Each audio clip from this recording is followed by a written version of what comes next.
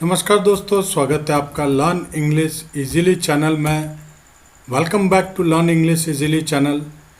दोस्तों, अभी तक आपने कई वीडियो देखे होंगे जो कॉम्पिटिशन्स के लिए या बेसिक इंग्लिश को इम्प्रूव करने के लिए बनाए गए हैं और अपलोड किया है।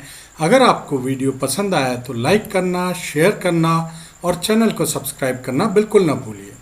आज का जो हमारा टॉपिक रहेगा वो है grammar rule based on conjunction.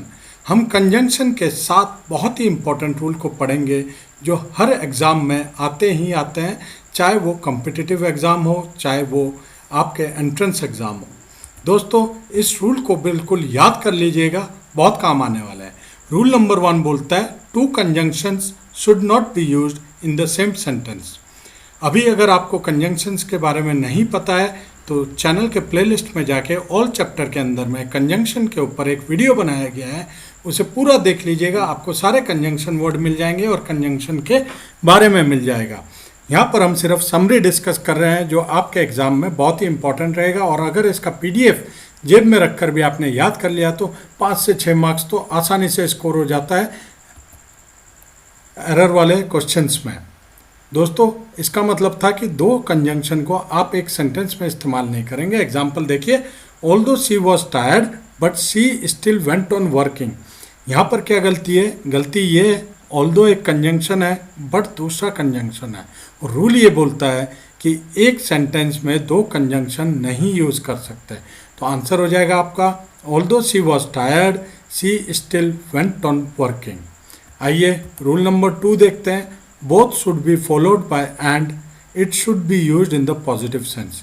इसका मतलब ये है कि जब आप सेंटेंस में बोथ लगाएंगे तो ये याद रखिएगा उस सेंटेंस में पॉजिटिव सेंस दिखना चाहिए, यानी अफर्मेटिव सेंटेंस होना चाहिए। नेगेटिव सेंटेंस में आप बोथ इस्तेमाल नहीं करेंगे। नेगेटिव सेंटेंस में आप नीदर नॉर इस्तेमाल करेंगे। क्लियर है? इसका एग्जाम्पल देखिए, both Rohit as well as Rohan were present there. अब यहाँ पर ये क्या गलती है? पहला रूल आपने पढ़ा था कि एक सेंटेंस में 2 कंजंक्शन यूज नहीं होता है। यहाँ पर बोथ पहला कंजंक्शन है और एज वेल एज दूसरा कंजंक्शन है। तो गलती एज वेल एज में आप इसे लिखेंगे both Rohit and Rohan were present there. Clear है? क्योंकि सेकंड रूल ये बोलता है both should be followed by and. Both के बाद क्या आना चाहिए? एंड आना चाहिए, इसलिए बोथ रोहित एंड रोहन होगा। रूल नंबर 3 बहुत ही इंपॉर्टेंट रूल है, ईदर और, neither nor, both and, not only but also should be followed by the same part of speech. Example देख लीजिए, self explanatory rule. He not only lost his ticket but also his luggage. ये sentence incorrect है, correct होगा he lost not only his ticket but also his luggage। Rule number 4 बड़ी जल्दी ही हम 7 rule complete कर लेंगे, ध्यान से देखते रहिएगा। Neither should be followed bye nor. बोल रहा है कि किसी भी सेंटेंस में आप नीदर लगाते हैं तो उसके बाद नॉर लगता है, और either should be followed bye और। याद करने का तरीका देख लीजिए, कंफ्यूजन नहीं रहेगा। नीदर लिखते साथ नॉर, नीदर का पहला अल्फ़ाबेट एन है तो नॉर का पहला अल्फ़ाबेट एन है, तो आपको याद हो गया कि नीदर के साथ नॉर आएगा। ठीक है, तो बचा क्या? इधर के साथ और आएगा।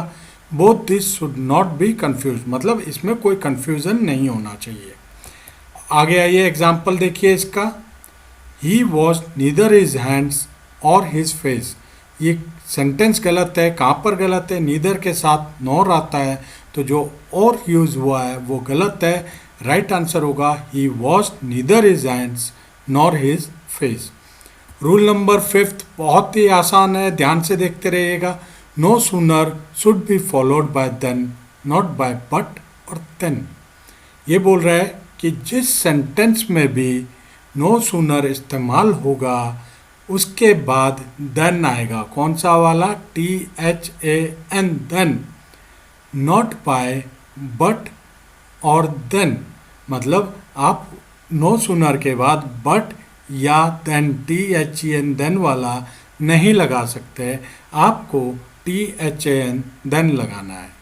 क्लियर है? No sooner is should be followed by then, ये ग्रामर का नियम है, एग्जाम्पल देखिए, no sooner do I finish this work book then I shall begin another. Incorrect है क्योंकि यहाँ पे THEN लिखा है देन, जबकि रूल 5 बोलता है नो सूनर के बाद किससे फॉलो होगा, देन से, THAN। ठीक है, तो इसका आंसर देख लीजिए, no sooner do I finish the book then I shall begin another.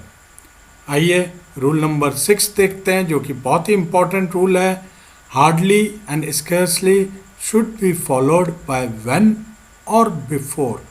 मतलब अगर किसी सेंटेंस में हार्डली या स्केर्सली यूज़ किया है आपने, तो उसके बाद व्हेन या बिफोर शब्द का इस्तेमाल होगा। उसके बाद आप देन और दैट शब्द का इस्तेमाल नहीं करेंगे। मैं रिपीट कर रहा हूँ, hardly and scarcely should be followed by when और before, but not by than और दैट। लिख लीजिएगा, ये CDSE और UPSC वालों को बहुत ही अच्छा लगता है ये वाला रूल, और वो रिपीटेडली इस रूल के ऊपर क्वेश्चंस देते ही देते हैं, फाइंडिंग द एरर में या फिल इन द ब्लैंक्स में। ठीक है, hardly and scarcely should be followed by when और before, but not by than और दैट। इसका एग्जाम्पल देखिएगा, hardly did I reach the station than the train left it. Incorrect है, सीधा आपको याद है हार्डली और स्केर्सली के बाद आप देन या दैट नहीं लगाएंगे, आप क्या लगाएंगे, व्हेन और बिफोर लगाएंगे। तो इस जगह पर आपका जो देन की जगह पर है, यहाँ पर गलती है, गलती मिल गई आपको। तो अब आगे देखिए, आगे आपको समझ में आएगा, hardly did I reach the station when the train left it. ये करेक्ट सेंटेंस हो जाएगा आपका। आगे ये रूल नंबर 7, ये भी बहुत इंपॉर्टेंट रूल है आपका, जो परीक्षा के मद्देनज़र रखते हुए अगर मैं बोलूँ, rule number 7, that should not be use before a sentence in direct speech. देखिए, डायरेक्ट स्पीच और इनडायरेक्ट स्पीच आपने पढ़ा होगा, अगर नहीं पढ़ा है तो अगेन याद दिला देता हूँ आपको। डायरेक्ट स्पीच और इनडायरेक्ट स्पीच एक वीडियो बनाकर ऑल चैप्टर्स के अंदर प्लेलिस्ट में रखा हुआ है, एक वीडियो में आपको पूरा क्लियर हो जाएगा। ठीक है, नरेशन, सेंटेंस एनालिसिस सारा है उस वीडियो के अंदर, प्रोनाउन से लेके। तो प्लीज़ उस प्लेलिस्ट पे जाके सारा वीडियो देखिएगा एक एक दिन लगाकर, तो आपको क्लियर हो जाएगा डायरेक्ट स्पीच के रूल और इनडायरेक्ट स्पीच के रूल। तब आपको ये जो समरी अभी हम डिस्कस कर रहे हैं, यह आपको अच्छे से समझ में आएगा। ये बोल रहा है कि दैट जो है वो आप सेंटेंस में यूज़ नहीं करेंगे अगर वो डायरेक्ट स्पीच का सेंटेंस होगा। And before interrogative adverb and pronouns in the indirect speech. अगर इनडायरेक्ट स्पीच का सेंटेंस हो और वहाँ पर इंटरोगेटिव एडवर्ब और प्रोनाउंस लगे हों, तो आप तब भी दैट का इस्तेमाल नहीं करेंगे।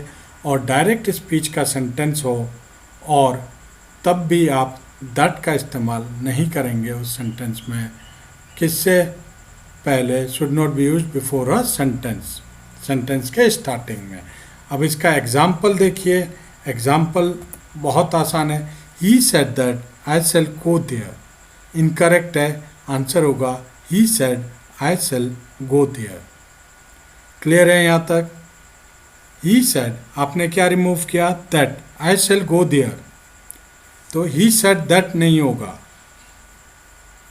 क्लियर है? डायरेक्ट और इनडायरेक्ट समझ लीजिएगा, वीडियो देख के समझ में ना आए तो कमेंट करना, मैं लाइव सेशन भी ले सकता हूँ। He asked me that who I was. Incorrect है, he asked me who was.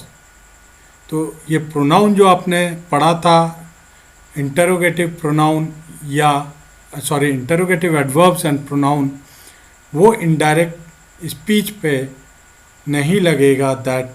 वही दैट हमने यहाँ से रिमूव किया है क्योंकि ये इनडायरेक्ट स्पीच का सेंटेंस है और ये डायरेक्ट स्पीच का सेंटेंस है। अभी इस वीडियो में मैं आपको डायरेक्ट और इनडायरेक्ट पूरा नहीं बता पाऊंगा, नहीं तो वीडियो काफ़ी लंबा हो जाएगा। ये समरी के लिए बनाया है, प्रैक्टिस के लिए बनाया हुआ वीडियो है। डायरेक्ट और इनडायरेक्ट स्पीच का वीडियो आपको प्लेलिस्ट में मिल जाएगा। तो दोस्तों ये थे आज के 7 नियम, 7 रूल ग्रामर के जो कंजंक्शन के ऊपर बेस्ड थे। देखने के लिए बहुत बहुत धन्यवाद। आज के लिए सिर्फ इतना ही, फिर मिलेंगे नए वीडियो के साथ। एक बार और रिक्वेस्ट करता हूँ, अगर आपने सब्सक्राइब नहीं किया है चैनल को तो प्लीज़ सब्सक्राइब करिएगा और बेल आइकन ज़रूर बजाइएगा, क्योंकि आपको जब भी नया वीडियो अपलोड होगा तो तुरंत नोटिफिकेशन आएगा। आज के लिए बस इतना ही, अब इजाज़त दीजिए। धन्यवाद।